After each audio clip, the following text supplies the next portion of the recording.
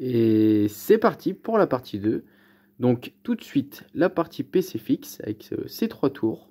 Donc on va commencer tout de suite avec celle-ci. Donc celle-ci, je l'ai récupérée en même temps que la Xbox One et elle fonctionne parfaitement. On a une bonne configuration dessus.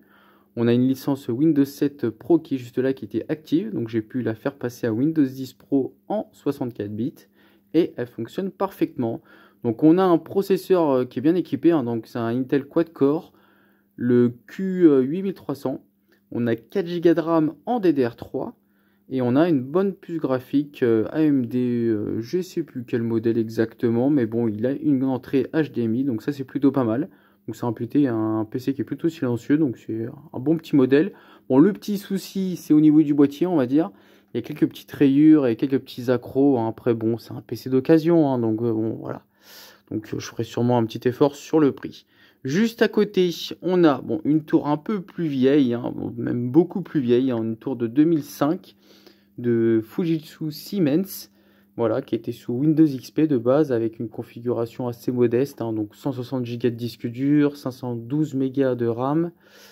On avait une petite carte graphique ATI, hein, vraiment très classique. Voilà, bon, un modèle qui était, on va dire, assez obsolète hein, au niveau de la configuration, mais au niveau du boîtier, je l'ai trouvé pas mal et je me suis dit, bon, pourquoi pas reconditionner tout simplement la tour avec une configuration un peu plus moderne. Donc c'est ce que je vais faire et je vous montrerai ça dans une prochaine vidéo. Hein. J'enlèverai tous les stickers hein, et toutes les petites saloperies qu'il peut y avoir à l'intérieur pour mettre une configuration beaucoup plus moderne et donc pouvoir redonner une seconde vie à ce produit. Juste au-dessus, on a une configuration beaucoup plus petite. Donc ça c'est un Dell, un mini PC Dell, donc assez ancien. Donc malheureusement je peux pas le tester, hein. C'est une connectique de chargeur assez spécifique, hein. Donc ça va être des modèles d'entreprise assez standardisés hein, vu la taille. Voilà, donc bon, le petit défaut que j'ai pu voir en l'ouvrant, c'est qu'il y a un condensateur de gonflé qui est juste là, donc ça c'est dommage. Bon après c'est une configuration qui est quand même assez vieille, hein. Donc c'est la DDR1 qui est juste là, comme la tour là, donc voilà, donc c'est des configurations 2002, 2003, 2005, voilà, bon, c'est assez vieux, voilà, donc je verrai ce que je peux en faire. En tout cas, je le mets de côté parce qu'il est quand même assez stylisé, voilà. Ensuite, alors, on va revenir sur une partie intéressante, voilà, sur un PC portable, en l'occurrence, celui-ci, donc ce Acer, qui était, alors, quand je l'ai montré en vidéo, je le considérais comme HS. Entre-temps, j'ai pu m'en occuper. Donc c'est un PC dont j'ai dû changer la carte graphique qui était détachable, donc une carte graphique de type MXM. Voilà. Donc de base, il avait 8400 GMS, donc de chez Nvidia, qui était là, hein, qui est complètement morte. Elle fait des rayures à l'écran, voilà, des traits verticaux et horizontaux selon ce qu'elle veut. Donc bon, la carte graphique est à remplacer et ça tombe bien parce que j'avais récupéré précédemment aussi ce PC qui ne démarrait pas du tout. Alors entre temps, comme lui est équipé d'une batterie, j'ai pu redémarrer celui-là. Donc le PC fonctionne. Malheureusement, l'ancien propriétaire avait enlevé les petits connecteurs de disque dur, les petits adaptateurs. Donc je ne peux pas installer de disque dur alors que c'était un beau petit modèle de 17 pouces. Donc je me suis rabattu sur celui-ci de 15 pouces. Donc je l'ai pas mal amélioré.